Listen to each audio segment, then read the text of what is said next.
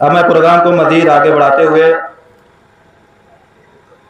جناب حافظ دانش فلاحی صاحب سے گزارش کرتا ہوں کہ وہ اسٹیج پر آئیں اور اپنی تقریر پیش کریں۔ آپ کا موضوع ہے دور حاضر میں کرنے کے کام۔ جناب حافظ دانش فلاحی صاحب۔ بسم اللہ الرحمن الرحیم۔ الحمدللہ رب العالمین والصلاة والسلام علی سید الانبیاء والمرسلین وعلی سائر الصحابۃ والتابعین، اما بعد۔ قال النبی صلی اللہ علیہ وسلم کلکم راعٍ وکلکم مسئول عن رعیتہ، او کما قال علیہ الصلاۃ والسلام۔ اسٹیج پر بیٹھے ہوئے ہمارے انتہائی معزز ترین اور زمینی میدان میں ملت کی رہنمائی کرنے والے جناب ڈاکٹر جاوید اختر صاحب، اس علاقے نہیں بلکہ پورے دیار بلکہ پورے ملک کے لیے علمی میدان میں رہنمائی کا فریضہ انجام دینے والے ناظم جامعہ حضرت مولانا انیس احمد مدنی صاحب اور جماعت اسلامی جیسی عظیم تحریک کے ذمہ دار جناب مولانا جمیل احمد فلاحی صاحب، میرے عزیز ترین نوجوان ساتھیوں، بزرگوں، اور اگر میری آواز میری ماں اور بہنوں تک پہنچ رہی ہو تو عزیز ماں اور بہنوں، بہت اختصار کے ساتھ ٹو دا پوائنٹ چند باتیں پیش کروں گا، چونکہ جتنے لوگ یہاں آئے ہوئے ہیں اسٹیج پر بیٹھے ہوئے مہمان، وہ سماج کی نبض کو پہچاننے والے لوگ ہیں۔ مجھے بہت زیادہ بات کر کے آپ کا وقت ضائع نہیں کرنا۔ دیکھیے، ایک بہت چھوٹی سی مثال اکثر میں دیتا ہوں، وہ آپ کے سامنے بھی پیش کروں گا۔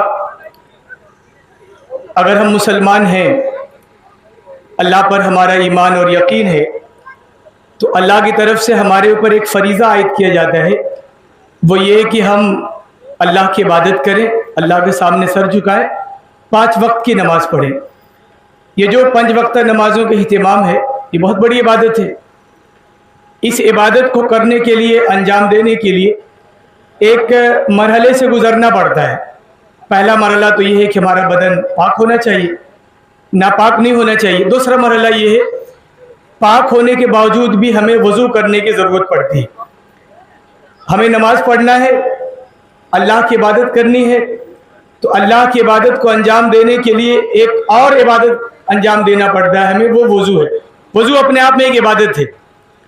وضو کے لیے چل کے جانا، وضو کے لیے بیٹھنا، وضو میں پانی گرانا، یہ تمام اعمال وضو میں شمار ہوتے ہیں۔ اور اگر ہم باوضو ہیں تو جب تک ہم وضو کے ساتھ رہتے ہیں، ہمارے نامہ اعمال میں نیکیاں لکھی جاتی رہیں گی۔ کتنی بڑی عبادت ہے۔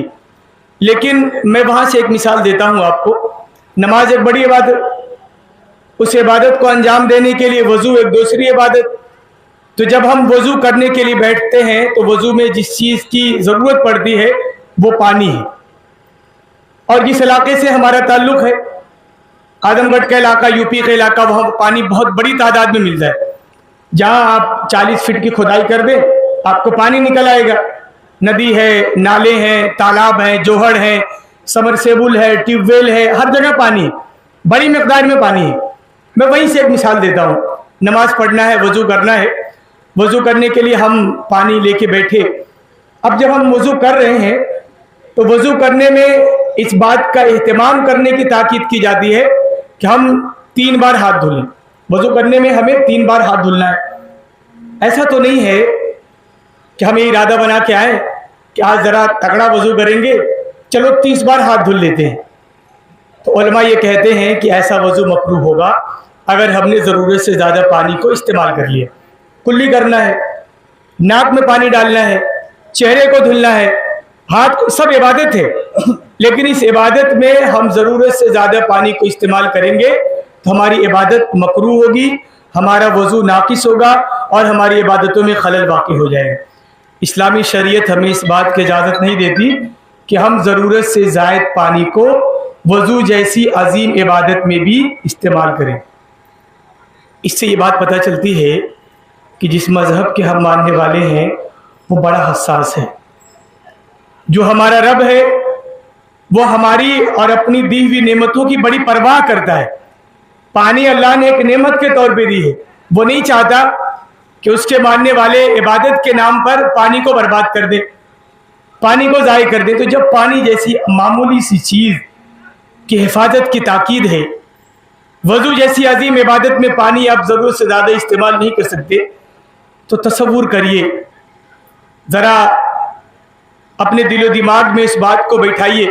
ہمارا اتنا بڑا گاؤں, اس گاؤں میں اتنے عظیم ادارے, ہمارا اتنا بڑا علاقہ, اس علاقے میں اتنا عظیم ادارہ, اور ہماری دینی تنظیمیں, تحریکیں, یا جو لوگ کسی تحریک اور تنظیم سے نہیں جڑے وہ افراد, یا میں آپ کے ذہن میں اتر کے مثال دیتا ہوں کہ آپ کے اپنے کھیت, آپ کے کھلیان, آپ کے باغات, آپ کی زمینیں, آپ کے گھر بار اور آپ کی اولاد, یہ اللہ کی ایک نعمت ہے. اور یہ پانی سے بڑی نعمت ہے. پانی تو ہر گھر میں مل جائے گا, آسانی سے مل رہا ہے, اور کوئی محنت نہیں کی آپ نے. لیکن آپ کی زمینیں, آپ کا علاقہ, آپ کی اولاد, آپ کی بچیاں, آپ کے گھر بار, آپ کے ادارے, آپ کی مسجدیں, آپ کی وقف پراپرٹیاں, یہ ایک بہت بڑی امانت ہے اور ایک بہت بڑی نعمت ہے. تو میرا ایک چھوٹا سا سوال یہ ہے آپ تمام نوجوانوں سے کہ یہ جو ہماری اتنی بڑی امانت اللہ نے ہمارے سپرد کی ہے, چاہے وہ اولاد کی شکل میں ہو, چاہے وہ گھر کی شکل میں ہو, چاہے وہ کھیتیوں اور زمین جائیداد کی شکل میں ہو, چاہے وہ مدارس اور عبادت گاہوں کی شکل میں ہو, ہم نے ان نعمتوں کی حفاظت کے لیے کون سا طریقہ اختیار کیا؟ اگر یہ اللہ پاک کی نعمت ہے تو کیا کبھی ہم نے سوچا کہ کہیں ایسا تو نہیں ہے کہ اللہ نے اولاد کی شکل میں جو نعمت دی ہے ہم اپنی اولاد کو برباد کر رہے ہیں؟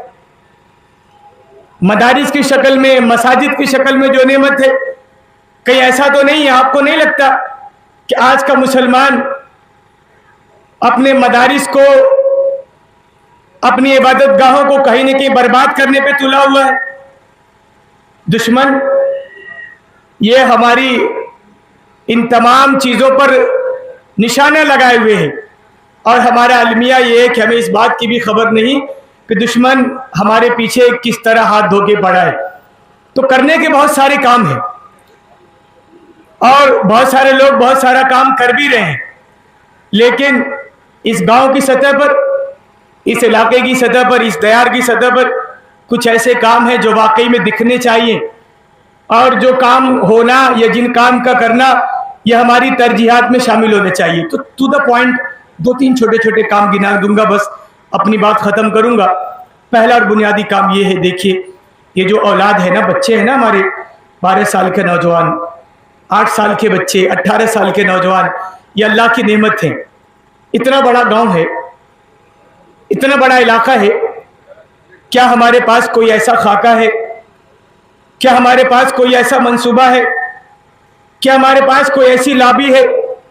کیا ہمارے پاس کوئی ایسے سرکردہ لوگ ہیں جو سر جوڑ کے بیٹھے کہ علاقے کے جو نوجوان کسی اسکول نہیں جاتے, کسی مدرسے نہیں جاتے, کسی کالج نہیں جاتے, ان کو بچانے کے لیے ہمارے پاس کیا منصوبے ہیں؟ تو نوجوانوں کو بچانا, نوجوانوں کی حفاظت کرنا, یہ میں سمجھتا ہوں کہ امت کے لوگوں کا, امت کے کریمی لیئر کا بہت بڑا کام ہے. تو نوجوانوں کو بچانا, نوجوانوں کی تربیت کرنا. دیکھیے جو نوجوان کسی مدرسے جاتا ہے وہاں اس کی تربیت کے لیے بہت سارے مواقع ہیں, لیکن جو بچے مدرسے نہیں جاتے یا جن بچوں کا مدارس سے کوئی تعلق نہیں ہے, ان کی تربیت کے لیے ہمارے پاس کیا خاکہ ہے؟ یہ ECN educational committee of Nasirpur, یہ اصل میں یہی کام انجام دینے کے لیے کھڑی ہوئی ہے. یہ نوجوان یہ چاہتے ہیں کہ ان خام مال کی تربیت کی جائے, اس خام مال کو رگڑا جائے, اس خام مال کی پہچان کی جائے, اور ان کو صحیح سمت میں, صحیح ڈائریکشن میں ان کی تربیت کی جائے. یہ ایک بہت بڑا کام ہے. دوسرا کام, دیکھیے میں بالکل 2-2-4 کی طرح بات کہنے کا عادی ہوں, اگر کوئی بات غلط ہو جائے تو مجھے آپ بالکل تنبیہ کریے, انشاءاللہ میں رجوع کر لوں گا. لیکن جو میں نے سمجھا ہے देखिए हमारा गांव नसीरपुर, मैं नसीरपुर की बात करूंगा, हो सकता है कि और गांव में ऐसा ना हो, लेकिन नसीरपुर की जो हालत है वो ये कि आज से 40 साल पहले, 50 साल पहले, मैं बल्कि कहूँगा 25 साल पहले, जब मैं छोटा था तो हमने देखा है हमारे गांव में एक पंच हुआ करते थे। खुर्शीद खान साहब उन पंचों में हुआ करते थे, हकीम बाबा पंचों में हुआ करते थे, महफूज बाबा जिंदा हैं, वो पंचायतों में जाया करते थे, जव्वाद बाबा मरहूम अल्लाह को प्यारे हो गए, इस तरह के और भी नाम हैं, सामुल बाबा थे, इस तरह के और भी नाम है जो हमारे गांव के पंच माने जाते थे। फायदा क्या था? लाला की कुइयां का वजूद तो खत्म हो गया, लेकिन वो चीजें हमारे अंदर पैदा होनी चाहिए।